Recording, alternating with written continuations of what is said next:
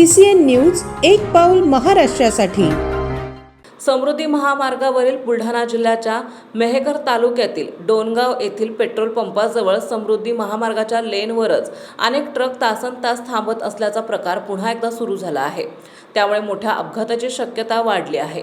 या ठिकाणी अवैध दारू विक्री होत असल्याची माहिती आहे आणि त्यामुळेच ट्रक चालक थांबत असल्याचं निदर्शनास आले होते। काही महिन्यांपूर्वी पोलिसांनी कारवाई करत हा प्रकार बंद केला होता, मात्र पुन्हा एकदा हा प्रकार सुरू झाल्याने अपघाताची शक्यता नाकारता येत नाही।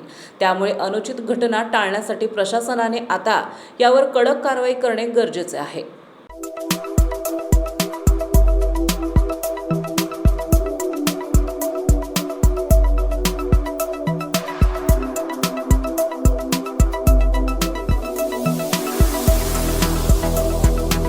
तसेच आपल्या भागातील महत्त्वाच्या बातम्या पाहण्यासाठी CCN न्यूज डेस्क चॅनलला सबस्क्राइब करा आणि बेल आयकॉन प्रेस करा।